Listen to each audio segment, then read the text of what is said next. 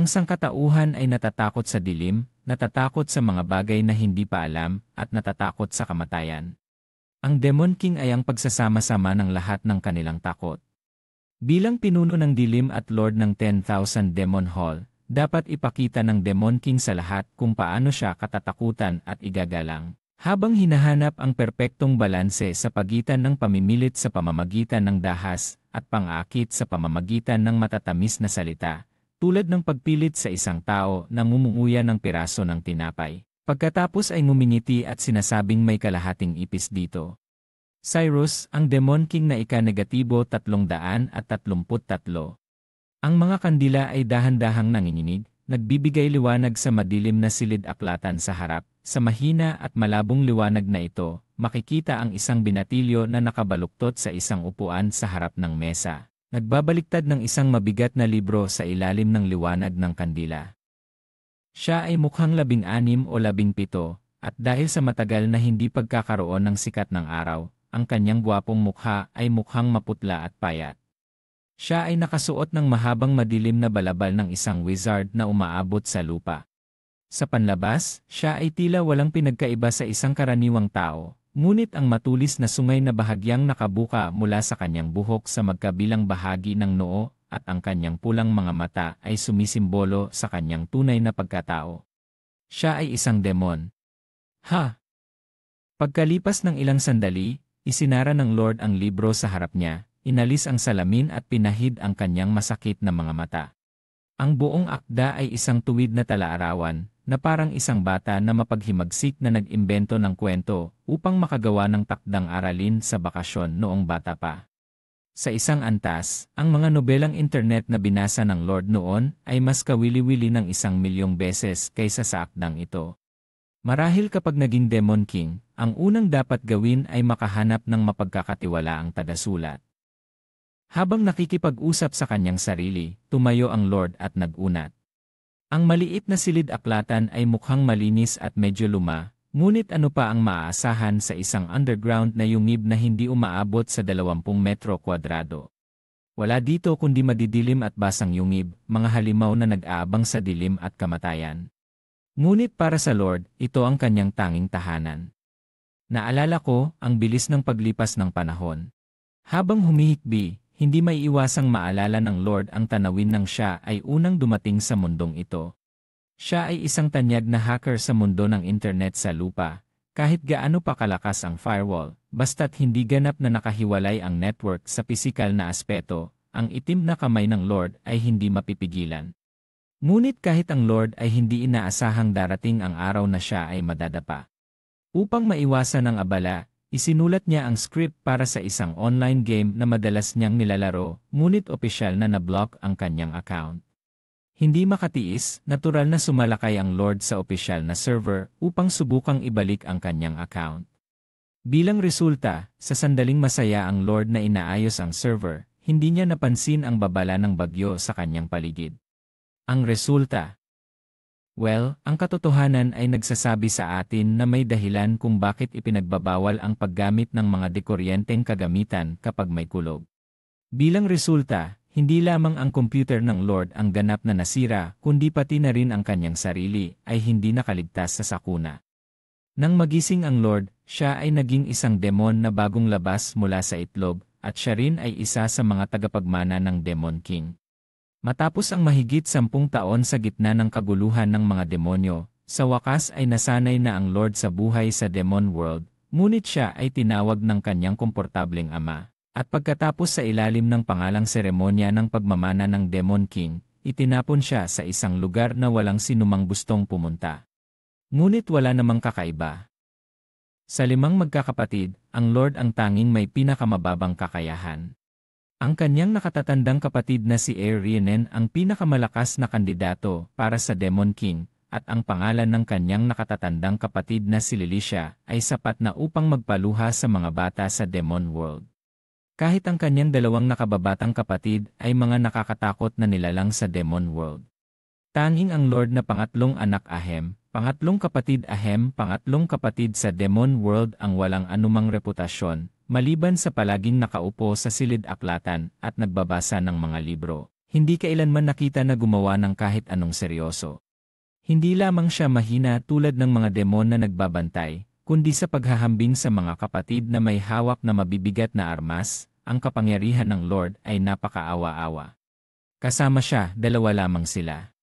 Walang duda na siya ay itinapon sa isang ganitong nakababahalang lugar, kung hindi, bago pa man makapag-ayos ang Lord ng kanyang dungsyon, siya ay naging pagkain para sa madilim na kailaliman sa ilalim ng lupa, at isang patuloy na biro sa mga demon. Ang tinatawag na seremonya ng pagmamana ng Demon King ay talagang napakasimple. Sa madaling salita, ang 5 bata na tagapagmana ng Demon King ay pumipili ng isang lugar, at pagkatapos ay bumuo ng kanilang sariling madilim na kastilyo doon upang palawakin ang kanilang kapangyarihan. Sa huli, kung sino ang makakapagpamalas ng pinakamagaling sa 5 magkakapatid, siya ang magiging susunod na Demon King. Ito ay simple at tuwid, walang mga abala sa seremonya tulad ng sa mundo ng tao, walang halalan, panghihikayat at lihim na operasyon, at hindi kailangang lumabas sa di upang ipaliwanag ang kanilang mga pananaw sa politika. Ang may pinakamalaking kamao ang siyang boss, masasabi na ang Demon World ay umabot sa sukdulan ng pahayag na ito, kahit na umabot sa katotohanan. Ngunit sa wakas ay nailigtas din tumingin sa kawalan sa harap, itinaas ng Lord ang kanyang salamin, sa kanyang pulang mga mata ay kumikislap ang isang sinag ng liwanag. Dahil sa oras na ito, ang mga hanay ng datos ay lumitaw sa kanyang harapan. Dungeon Building System. Pangulo, Lord. Antas 1. Progreso ng pag-unlad, 355 paghahati 1,200. May mga yaman, mineral, 50, mercury, 20, hiyas, 15, kristal, 70, pera, 1,520. Mga tauhan, 6 na tao. Gawain, puso ng dungeon, maaaring maramdaman ang tibok ng iyong puso. Ito ay patunay na ikaw ay buhay at ito rin ang countdown sa iyong kamatayan. Lahat ay nakasalalay sa kung paano ka magpapakamatay. Limitasyon ng buhay positibo 100. Gawain, pag-aaral, dito nakatago ang mga lihim ng kasaysayan, mga batas ng mundo at ang Playboy magazine. Nakasalalay sa kung ikaw ay makakapagtaglay ng mga lihim, pagtaas ng kapangyarihan panandang pandagdag 3, pagbawi ng kapangyarihan positibo 1-0. Gawain, silid tulugan, kapag nakahiga sa malambot na kama upang maalis ang pagod, huwag kalimutang hindi lamang ito ginagamit para sa pagtulog kundi may kaugnayan din sa mga lihim ng pagpaparami sa mundong ito, pagbawi ng buhay positibo 1-0, limitadong enerhiya positibo 1-0. Gawain, tahanan, kahit ang mga alipin ay nangangailangan ng karapatang pantao. Sa pamamagitan lamang ng pagpapahintulot sa kanila na tamasahin ang isang buhay na garantisado na may 5 uri ng seguro at isang pondo, sila ay mas magiging tapat sa kanilang Panginoon, katapatan panandang pandagdag 1. Pagsasaliksik ng mahika, D1, walang layunin sa pananaliksik. Disenyo ng arkitektura, D1, walang disenyo ng arkitektura. Sa wakas ay natapos na ang mga paghihirap. Tumingin sa nakabitin na panel sa harapan, labis na nadarama ng Lord ang pag-asa. Pagkatapos ng paglalakbay sa oras, nakuha ng Lord ang sistemang ito sa isang hindi maipaliwanag na paraan. Sa katunayan, hindi na bago sa Lord ang sistemang ito, dahil ito ay konteksto mula sa online game na kanyang nilalaro noon, ngunit hindi alam kung bakit, ito ay sumanib sa kanyang kaluluwa at sinamahan siya. Ngunit sa kasamaang palad, kahit na may ganitong sistema, ang Lord noon ay walang silbi. Dahil siya ay napilitang matuklasan na bago magbukas ang buong dungsyon, ang kanyang sistema ay ganap na nakasara. Kaya kahit gaano pa man siya karaming kaalaman, hindi niya ito maiaangkop bilang kanyang sariling kapangyarihan. Kahit gaano pa man ka-eksakto ang mga spell ng mahika, wala siyang paraan upang ipatupad ang isang makapangyarihang spell. Hindi lamang iyon, habang ang kanyang mga kapatid ay mabilis na umuunlad, ang buong katawan ay walang tigil na nag-upgrade na parang napuno ng mga gintong daliri. Ang Lord ay maaari lamang kumapit sa kanyang hindi mapapalawak na antas isa dungeon system magpakailanman. Ito rin ang dahilan kung bakit ang lakas ng Lord ay palaging mahina na kahit ang mga demon ay hindi makatingin. Napakasimple, isang tauhan na mula sa kanyang kapanganakan ay nasa D1 at hindi kailanman tumaas ang I o N. Kahit nabigyan ng 100 legendary spells na hindi magagamit, hindi ba siya mananatiling walang silbi? Ngunit ngayon, pagkatapos ng lahat ng hirap at itinapon sa ganitong walang silbi na lugar, sa wakas ay nagsimula na ang Lord na buksan ang kanyang sariling dungsyon, at sabay na makuha ang kapangyarihan na dapat sana ay kanya. Dapat aminin na ang bagong bukas na dungsyon na ito ay napakahina. Bilang karagdagan sa Lord, ang may-ari ng dungsyon na may pangalan, ngunit walang katotohanan, tanging ang kanyang opisyal na katulong ang patuloy na sumasama sa kanya, at ang 5 goblin na kanyang tinawag matapos dumating dito. Ang isang dungsyon na ganito ay madaling mawasak ng isang random na pangkat ng mga adventurer. Sa kabutihang palad, ito ay isang liblib na lugar na walang sinuman ang nagmamalasakit, at ang dungsyon ng Lord ay nananatiling nakabaon ng 100 metro sa ilalim ng lupa. Walang pangkat ng mga adventurer na busog ang darating para sumali sa isang 3 araw na paglalakbay.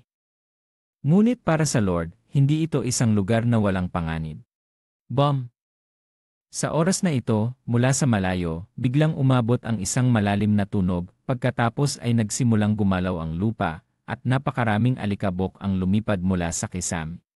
Halos kasabay nito, may narinig na katok sa pinto. Ikinalulungkot ko ang pagkaabala, Ginoo. Sa oras na ito, dahan-dahang bumukas ang pinto ng silid-aklatan, at pagkatapos, isang maliit at payat na anino ang pumasok sa silid na parang isang multo. Siya ay isang dalagita na mga 14 o 15 taong gulang, may malambot na gintong buhok, maliit at kaakit-akit na mukha, palaging may magiliw na ngiti, banayad na parang hangin. Nakasuot siya ng isang marangyang madilim na damit, na parabang isang dalagang nagmula sa isang pamilyang maharlika. Ngunit ang kanyang mga pulang mata, tatsulok na tainga, at maputlang balat ay nagpapakita ng kanyang hindi pangkaraniwang pagkatao. Ano na naman ang nangyari? Tumingin sa kanyang opisyal na katulong, nag-atubiling isara ni Lord ang aklat na hawak niya at nagtanong. Ganito kasi yon. Ang timog na daanan ay muling gumuho dahil sa mga goblin na yon. Sa pagkakataong ito, ang pinsala sa dungsyon ay humigit kumulang 1 katlo. Ano ang dapat nating gawin? Mukhang ang isang kwalipikadong arkitekto ay talagang ang pinakamahalagang bahagi ng dungsyon. Sa laro, hindi siya kailangang mag-alala sa ibang mga isyu, kailangan lang niyang lumikha ng sapat na espasyo para sa mga goblin na maghukay, pagkatapos ay makakabuo siya ng iba't ibang silid sa pamamagitan ng paggastos ng pera.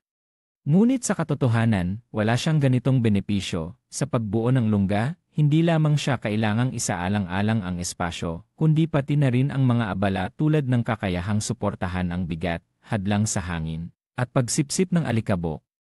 Kahit na nakabasa si Lord ng maraming aklat sa aklatan ng mga demonyo, sa kasamaang palad, malinaw na hindi mag-aksaya ng oras ang mga demonyo sa pagdodokumento ng mga gawaing iyon na tanging ang mga mababang lahi lamang ang gumagawa. Kaya't wala siyang paraan upang maging isang master arkitekto. Sa simula, hindi naman naiwasan ni Lord ang pag-isip na direktang hukayin ang isang piraso ng mundo, ngunit matapos ang halos 3 beses na malibing ang sarili, sa wakas ay pinabayaan niya ang ideya ng pansamantalang pagbubukas ng mga bagong teritoryo, at sa halip ay umasa sa mga likas na yungib upang itayo ang kanyang sariling dungsyon. Ang iba pang mga lugar ay hayaan na lang ang mga goblin na yon na magdusa. Ngunit sa kasamaang palad, mukhang walang magandang resulta kung hayaan silang magdusa ng mag-isa. Sa oras na ito, biglang umabot ang isang banayad na tunog sa tainga ni Lord, pagkatapos ay isang linya ng tekstong sistema ang lumitaw sa harap ni Lord. Sa wakas, natuklasan mo na kung wala kang kwalipikadong arkitekto, ang iyong kapalaran ay ganap na malilibing sa ilalim ng isang bumagsak na yungib sa isang araw sa hinaharap. Upang matiyak na hindi ka mamamatay na walang pangalan, kailangan mo ng isang mahusay na katulong, misyon, mag-recruit ng arkitekto, gantimpala, 100 karanasan, maaaring lumikha ng kristal ng pagtawag. Talaga bang nandito ang sistemang ito para lokohin ka? Kahit na matagal nang alam ang masamang balak ng sistema, nakakunot pa rin ang noo ni Enoa Alcunis, maingat na nakatitig sa misyon sa harap niya. Hindi ito ang unang pagkakataon na nakatanggap si Enoa Alcunis ng ganitong uri ng misyon. Sa katunayan, halos araw-araw ay random na nag-a-assign ang sistema ng misyon sa kanya. At karamihan sa mga misyon na ito ay nasa kategoryang kakaiba. Halimbawa, tumingin ka sa kabila ng madilim na bangin at naramdaman ang tawag mula sa iyong puso. May isang pagnanais na nagtutulak sa iyo na makawala sa mga pagkakabuhol at maramdaman ang kalayaan, tumalon mula sa bangin at yakapin ang pagsabog ng pagnanasa. O, tumingin sa dalagang nasa harap mo, labis kang nahatak sa kanya.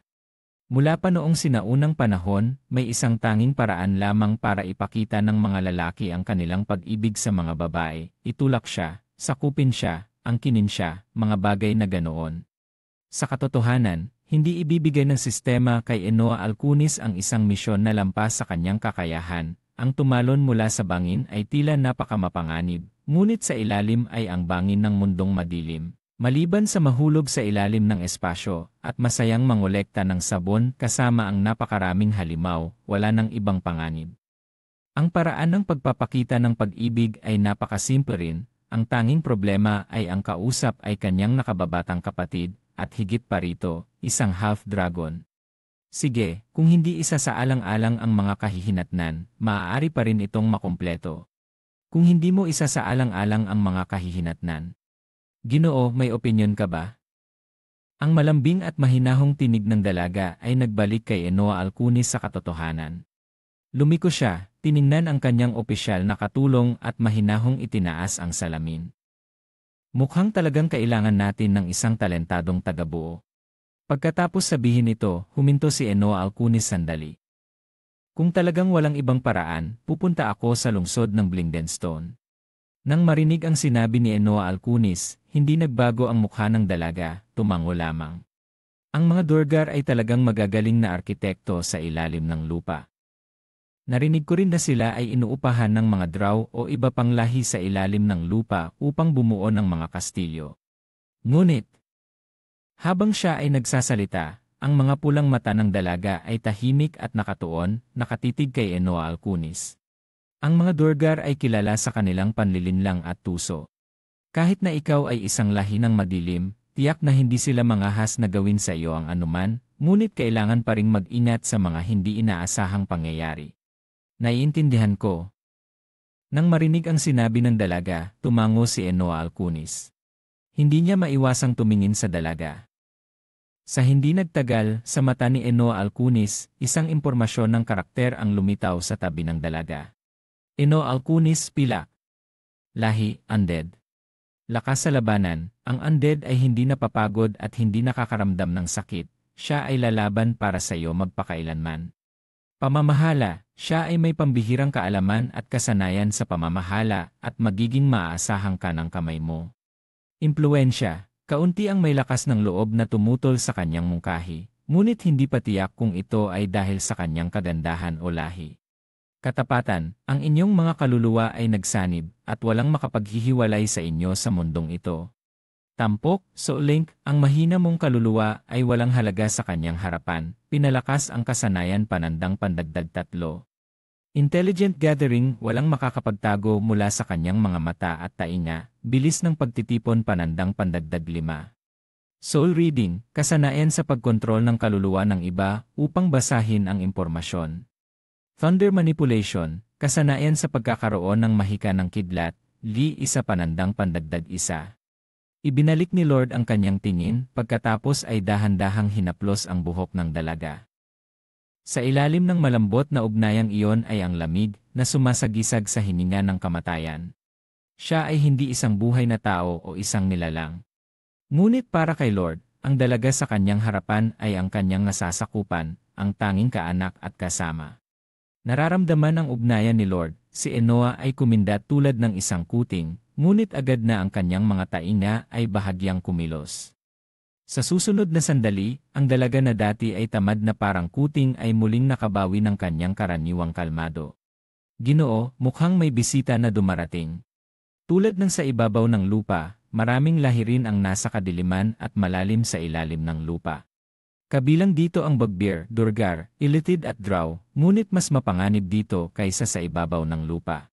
Sa bawat interseksyon, maaaring makatagpo ng nakamamatay na panganib.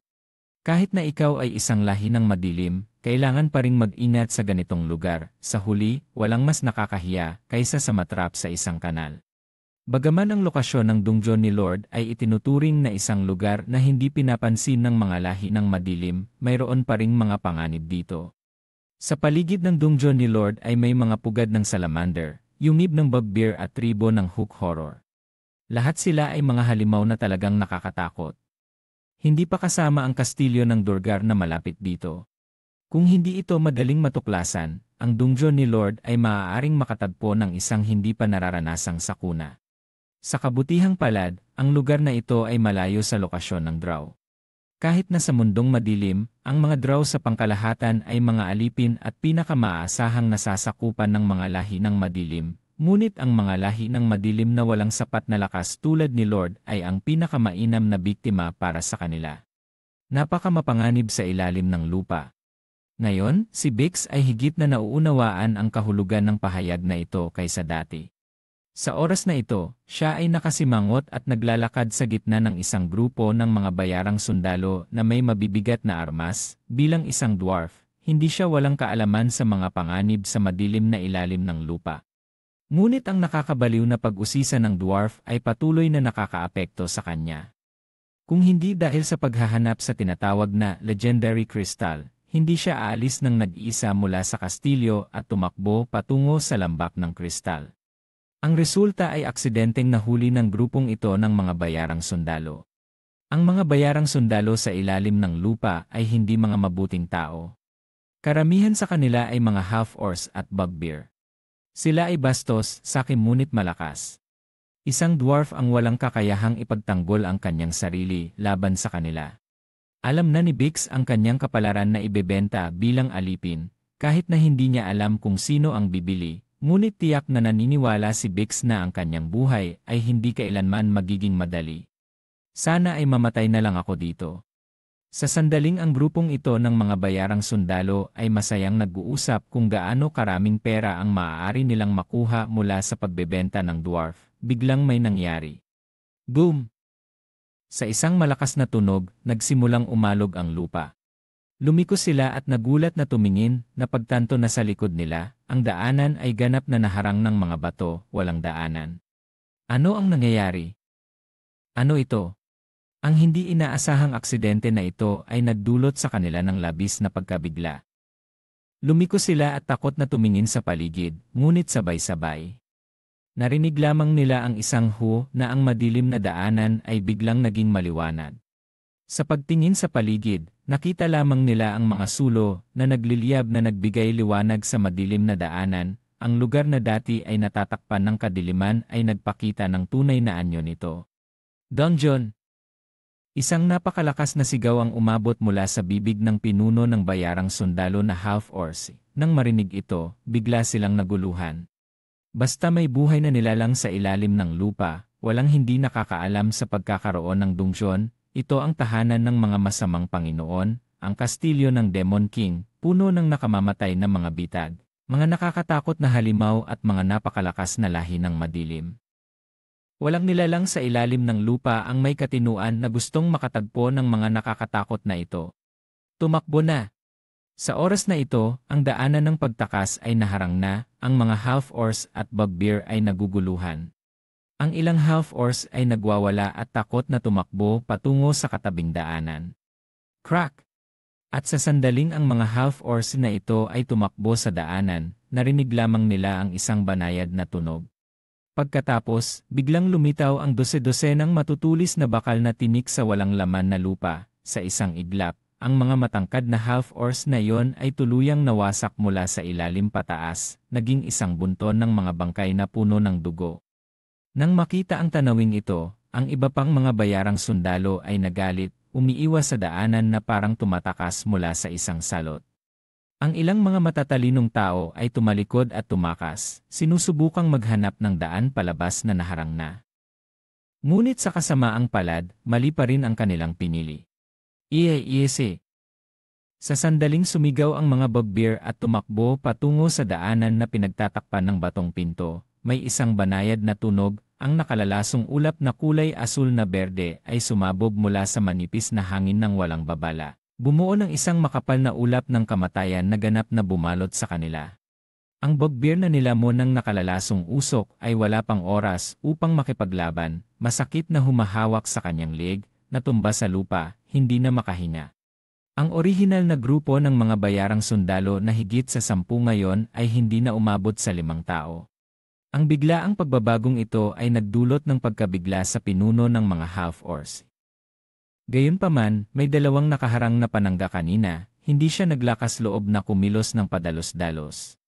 Kailangan niyang hawakan ang kanyang palakol na nakaharap sa mga natitirang kasama, nagmamasid ng may pag-ingat sa paligid. Tungkol kay Enoa Alcunis, nakalimutan na nila siya. Ang tunog ng mga hakbang ay umuusbong. Nang marinig ang tunog ng mga hakbang, ang mga half-orcs na bayarang sundalo ay humawak ng mahigpit sa kanilang mga sandata. Nakatitig sila ng malaki ang mga mata sa direksyong pinagmulan ng tunog. At sa ilalim ng pagmamasid ng mga half-orcs na bayarang sundalo, hindi nagtagal, isang payat na tao na nakasuot ng itim na balabal ang dahan-dahang lumabas.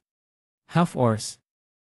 Nang makita ang mga pangit at malalakas na halimaw sa harapan, itinaas ni Lord ang kanyang salamin, at sa kanyang mga mata ay lumitaw ang isang hindi nakatagong pagdududa. Hindi siya kailanman nagkaroon ng magandang impresyon sa ganitong uri ng nilalang na may yayi na siyam, bobo, mahina ang kakayahan at magdudulot lamang ng abala. Bagaman iminungkahi ni Enoa Alcunis na kumuha ng ilang half-orcs upang protektahan ang dungsyon, tinanggihan pa rin ni Lord ang mungkahi. Ang umaasa na ang mga half-orcs na ito ay magprotekta sa dungsyon ay parang umaasa na sila ang magwasak ng mga tahanan. Oo. Nang makita ang payat na salamangkero sa harapan, hindi alam ng mga half-orcs kung dahil ba ito ay nakakita sila ng target upang ilabas ang kanilang galit o may iba silang ideya. Ang pinuno ng mga half-orcs ay sumigaw ng galit, pagkatapos ay mahigpit na hinawakan ang kanyang palakol at tumakbo patungo kay Lord. Sa likod niya, ang mga natitirang half-orcs ay nagtaas din ng kanilang mga sandata at sumunod sa kanya. Nang makita ito, si Lord ay nag-angat ng ilong ng malamig. Mga bobo at basura, wala kayong silbi kahit buhayin pa. Habang sinasabi ito, iniunat ni Lord ang kanyang kamay at itinuturo ang harapan. Boom! Boom! Sa susunod na sandali, ang nakakasilaw na kulog ay bumalot sa buong daanan. Ang nakakasilaw na sibat ng kidlat ay pinakawalan mula sa mga daliri ni Lord, humuhuni at lumipad patungo sa unahan. Sa isang iglap, ang nakakasilaw na puting liwanag ay nilamon ang lahat, ang buong mundo ay naging puti. Tila napakatagal na o marahil isang sandali lamang. Nang muling humina ang puting liwanag, tanging ilang mga bangkay na ganap na nasunog, nakabaluktot at punit-punit ang lumitaw sa harap ng Lord. Ang kaaway na sumalakay sa dungyon ay ganap na nawasak, nakatanggap ang punong lungsod ng 85 puntos ng karanasan. Iyon ang dahilan kung bakit nakakapanghinayang na sabihing ang mga basurang ito ay walang puntos ng karanasan. Isang sulyap sa mga paalala na muling lumitaw sa harap, nagkunot ng noo ang Lord. Ang pinakamalaking kahinaan ng sistema ng dungjon ay kahit na pinapayagan nito ang individual na pag-upgrade ng mga halimaw na inuupahan ng Lord, wala siyang paraan upang i-upgrade ang kanyang sarili. Kung nais niyang mag-upgrade, kailangan niyang sumipsip ng kabuuang halaga ng karanasan ng dungsyon at mag-upgrade kasama ang buong dungsyon. Kailangan ng higit sa 100 puntos ng karanasan upang i-upgrade ang isang halimaw, ngunit kinakailangan ng libu-libang puntos ng karanasan upang i-upgrade ang isang dungsyon sa pangalawang antas. Ipinapakita nito kung bakit hindi masaya ang Lord. Sa harap ng libu-libang puntos ng karanasan, kahit 100 puntos ay hindi sapat upang punan ang kanyang mga ngipin. Kalimutan na, sa pinakamasama, ito ay isang kita. Nang maisip ito, pinindot ng Lord ang kanyang daliri, at agad, 5 goblin na nakababa ang tumakbo mula sa pasilyo, sumisigaw na may mga bag sa likod at mga panghukay. Sinimulan nilang halughugin ang mga nasunog na bangkay, kinokolekta ang lahat ng mga item at kayamanan na magagamit. Pagkatapos, dinala nila ang mga duguang bangkay at naglaho sa isang iglap. Sinimulan nilang halughugin ang mga nasunog na bangkay, kinokolekta ang lahat ng mga item at kayamanan na magagamit. Pagkatapos, dinala nila ang mga duguang bangkay at naglaho sa isang iglap. Sayang, masyadong mababa ang antas ng dungsyon, kung maaari lamang magtayo ng sementeryo at bilangguan, kahit papaano ang mga bangkay na ito ay makakapagbigay sa kanya ng ilang mga skeleton na sundalo. Tungkol sa kamatayan, labis na pinabayaan ito ng Lord. Sa simula nang siya ay muling isinilang sa mundong ito, talagang hindi siya sanay sa kamatayan. Ngunit pagkatapos ng maraming taon sa mundo ng mga demonyo, ang kamatayan, mga bangkay, dugo, ang mga ito ay nagkaroon ng ganap na bagong halaga para sa Lord. Enan, sa pagkakataong ito, tumingin ang Lord sa isang anyo na nanginginig, hindi niya mapigilang itaas ang kanyang kilay. Dapat malaman na ang paalala na ibinigay ng sistema sa kanya kanina ay, wawasakin ang lahat ng kaaway, sa madaling salita. Ang hindi inaasahang ito ay hindi itinuturing na kaaway sa dungyon. Nang maisip ito, hindi maiiwasang maging mausisa ang Lord, at dahan-dahan siyang lumapit sa tao. Sa panlabas, tila isang batang babae ng tao, mga 10 taong gulang, nakasuot ng isang medyo maruming damit, nag-atubiling nakasandal sa kanyang paningin. Yang nanginginig. Sa ilalim ng apoy, malinaw na nakita ng Lord ang tunay na anyo ng kausap. Sa panlabas, tila isang batang babae ng tao, mga 10 taong gulang, nakasuot ng isang medyo maruming damit, nag-atubiling nakasandal sa kanyang paningin. Ngunit napagtanto ng Lord ang tunay na lahi ng batang ito, dahil sa bahagyang kayumangging balat at mga maliliit na pagkakaiba.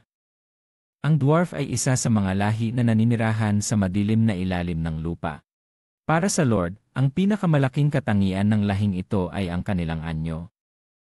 Ang isang ganap na dwarf ay kasing taas lamang ng isang batang 12 o 15 taong gulang, hindi nagkakaiba sa mga bata, may isang uri ng masiglang inosenteng karisma.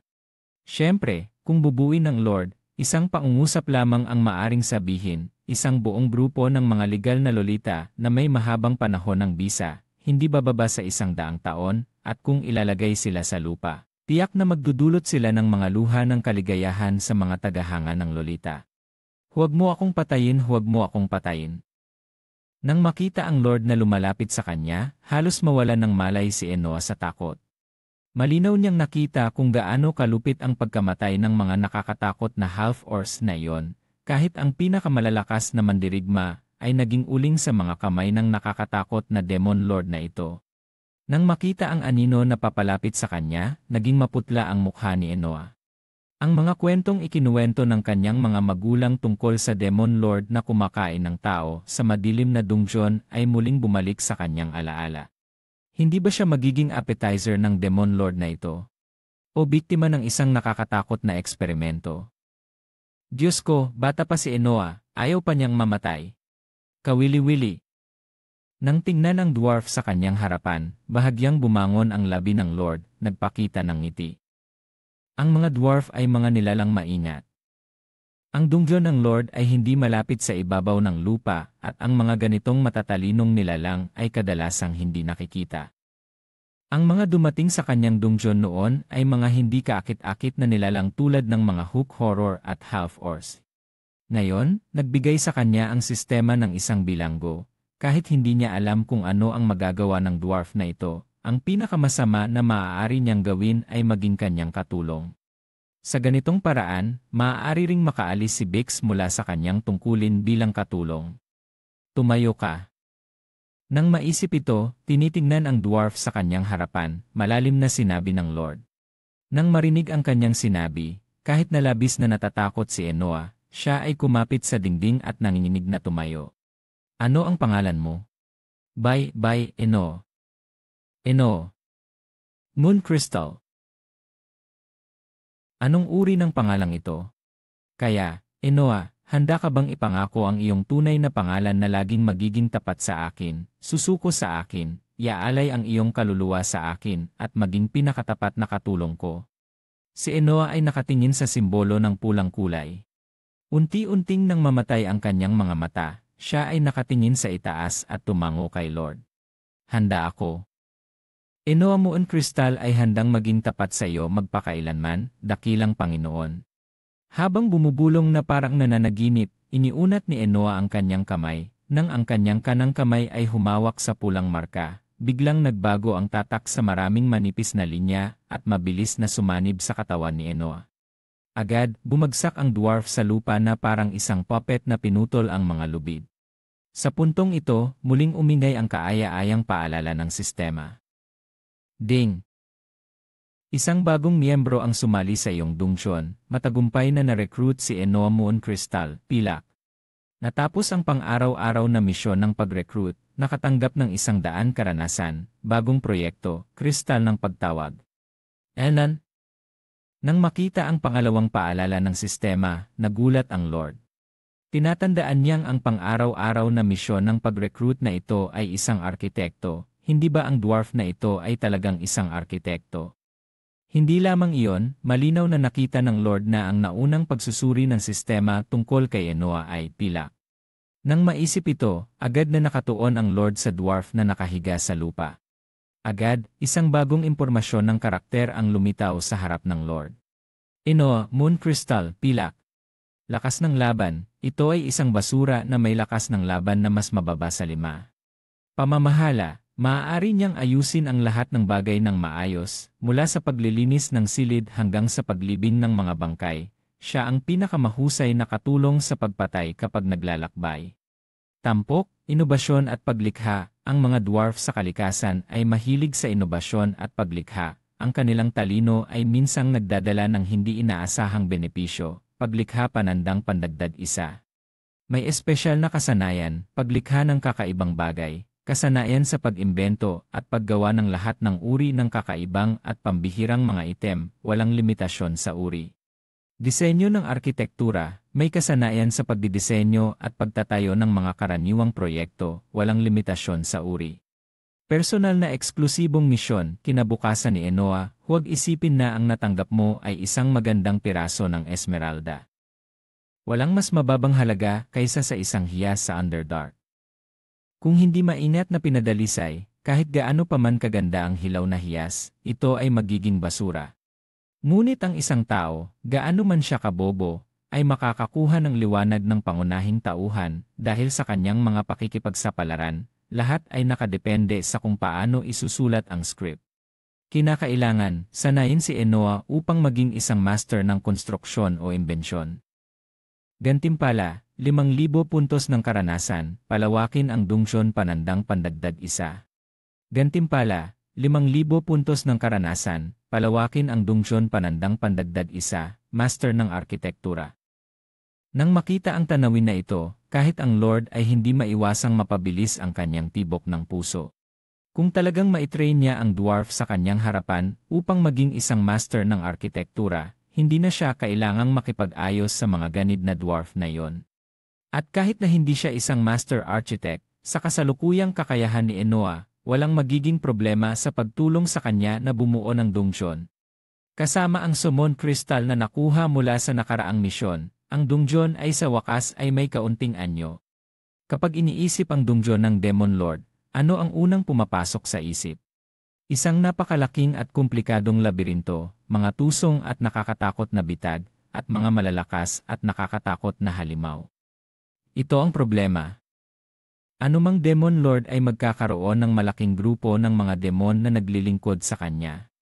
Ang mga Black Knight sa ilalim ng pamumuno ng nakatatandang si Irenen ay ang pinaka-elite na hukbo sa Demon Realm, at ang Drow at Succubus na pinamumunuan ng nakababatang si Lilisha ay mas malalakas na sandata sa dilim, na kayang pumatay ng hindi nagbubuhos ng dugo. Tungkol naman sa Black Dragon Legion na pinamumunuan ng nakababatang si Vivian, mas nakakatakot pa. Ang mga demonyo na naglipa na sa Demon Realm ay natatakot sa malalakas na ungol na nakayakap sa kanilang mga ulo na nanginginig. Kahit ang nakababatang si Naberius, na may mas mahinahong ugali, ay mayroong makapangyarihang puwersa na madaling kayang bumuwal sa anumang underground na kapangyarihan.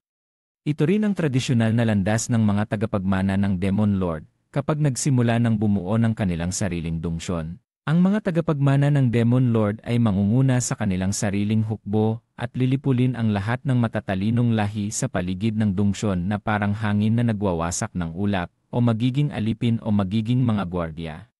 Sa madaling salita, medyo katulad ito ng panahon ng malawakang paglalayag. Mula sa simula, ang lumang imperyo ay nagpadala ng di mapipigilang armada sa karagatan upang tuklasin ang bagong mundo.